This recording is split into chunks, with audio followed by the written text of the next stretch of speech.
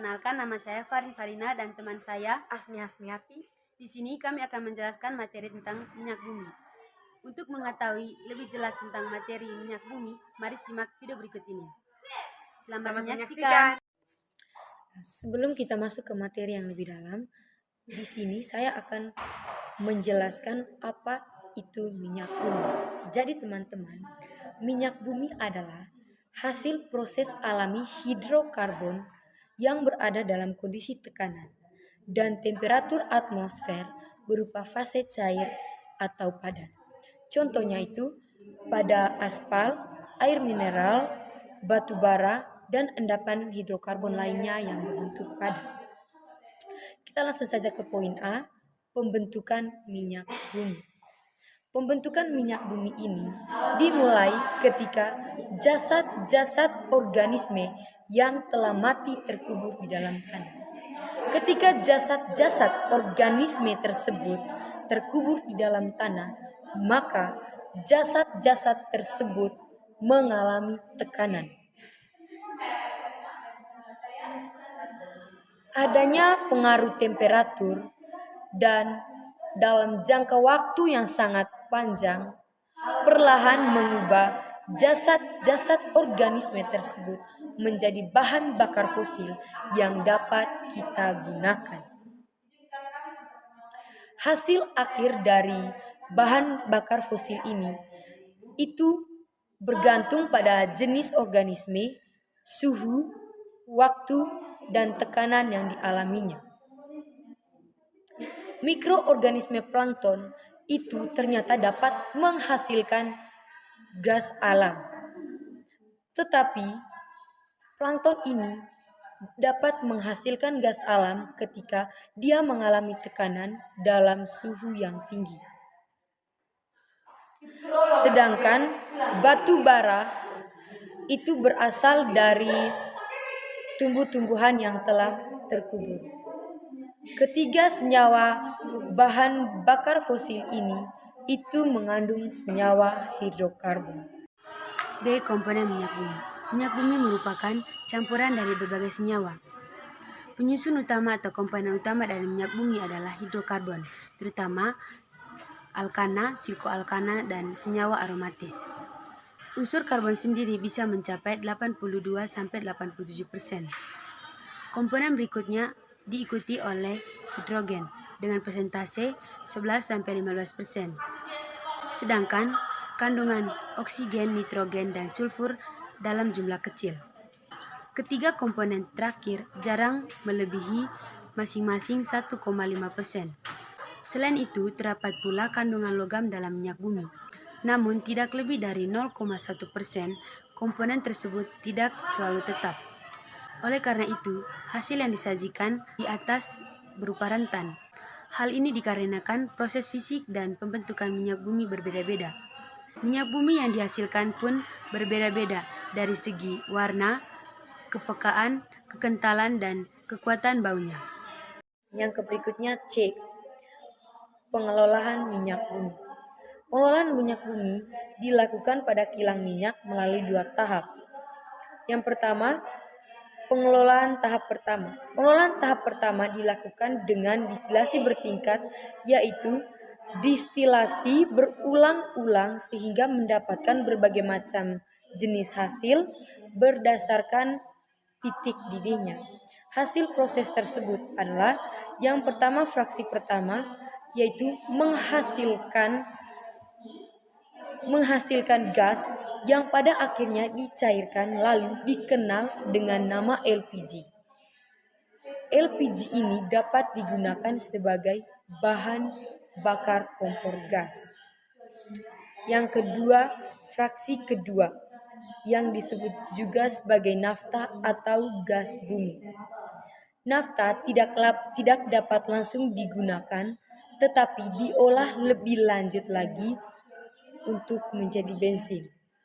Yang ketiga, fraksi ketiga. Selanjutnya dibuat menjadi kerosin dan aftur. Yang keempat, fraksi keempat sering disebut solar yang digunakan sebagai bahan bakar mesin diesel. Yang kelima, fraksi kelima disebut juga residu yang berisi hidrokarbon rantai panjang dan dapat diolah lanjut pada tahap kedua menjadi berbagai senyawa hidrokarbon lainnya dan sisanya sebagai aspal dan lilin. Yang kedua, pengelolaan tahap kedua. Pada pengolahan tahap kedua ini dilakukan berbagai proses lanjutan dari hasil penyulingan pada tahap pertama. Proses-proses tersebut meliputi yang pertama, perengkahan. Pada perengkahan ini dilakukan perubahan struktur kimia senyawa-senyawa hidrokarbon yang meliputi pemecahan rantai, akilasi, polimerisasi, reformasi, dan isomerasi. Yang kedua, ekstraksi, yaitu pemberian produk dengan menggunakan pelarut sehingga didapatkan hasil lebih banyak dengan mutu yang lebih baik. Yang ketiga, kristalisasi, yaitu proses pemisahan produk melalui perbedaan titik cairnya. Yang keempat, pembersihan dan kontaminasi. Pada proses pengelolaan terhadap tahap pertama dan tahap kedua sering terjadi kontaminasi atau pengotoran. Kotoran-kotoran ini harus dibersihkan dengan cara menambahkan soda kaustik dan tanah liat. D. Kualitas bahan bakar. Salah satu contoh bahan bakar adalah bensin. Bensin merupakan salah satu jenis bahan bakar yang digunakan untuk kendaraan beroda 2, 3, dan 4. Kualitas bensin berhubungan dengan bilangan oktan yang ada di dalamnya. Penentu kualitas bensin adalah bilangan oktan yang ada di dalam bensin. Bilangan oktan ini berhubungan dengan struktur bensin. Bilangan oktan ini pula merupakan knocking dan silinder mesin. Knocking merupakan bunyi ketukan yang terjadi pada mesin. Ketukan ini menjadi pertanda dari kualitas bensin yang digunakan. Bahan bakar yang berkualitas rendah akan menyebabkan knocking. Hubungan dengan bilangan oktan adalah semakin tinggi bilangan oktan maka semakin tinggi kualitas suatu bahan bakar atau bensin. Yang ke-E, bahan bakar alternatif. Bahan bakar alternatif adalah bahan atau zat yang dapat digunakan sebagai bahan pengganti bahan bakar konvensional, seperti bahan bakar fosil. Bahan bakar alternatif digunakan karena menghasilkan emisi atau gas rumah kaca yang lebih sedikit dibandingkan bahan bakar fosil. Bahan bakar alternatif ini bersifat dapat diperbarui sehingga tidak akan habis dalam waktu dekat. Hal tersebut berbeda dengan bahan bakar fosil yang apabila digunakan secara terus-menerus akan habis. Selain itu, ada beberapa bahan bakar alternatif yang memiliki angka oktan lebih tinggi dari bensin. Beberapa jenis bahan bakar alternatif diantaranya yaitu bahan bakar nabati, bahan bakar etanol dan butanol, metanol, dan bahan bakar alkohol. F. Kegunaan minyak bumi dan residunya. Jenis kendaraan menggunakan bahan bakar yang berbeda-beda. Selain kendaraan bermotor, aktivitas rumah tangga juga memerlukan bahan bakar, seperti minyak tanah. Hal ini dapat diartikan bahwa bahan bakar sangat penting dan diperlukan dalam kehidupan sehari-hari. Yang pertama, kegunaan minyak bumi. Bahan bakar kendaraan bermotor pada umumnya diperoleh dari minyak bumi. Berikut kegunaan dari minyak bumi. Yang pertama, bahan bakar gas alam dalam bentuk cair. Yang kedua, pelarut dalam industri. Yang ketiga, bahan bakar kendaraan bermotor. Yang keempat, bahan bakar rumah tangga dan bahan baku pembuatan bensin. Yang kelima, bahan bakar untuk mesin diesel.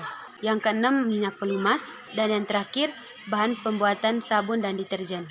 Yang kedua, kegunaan residu. Contoh penggunaan residu minyak bumi, seperti parafin digunakan untuk pembuatan obat-obatan, kosmetik, dan lilin. Selain parafin, aspal juga digunakan sebagai pengeras jalan raya.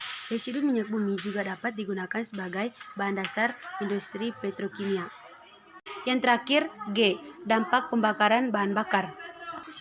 Penggunaan bahan bakar dapat menimbulkan dampak bagi kesehatan dan lingkungan. Salah satu contohnya adalah bensin, yang dapat menyebabkan efek rumah kaca, hujan asam, dan gangguan kesehatan.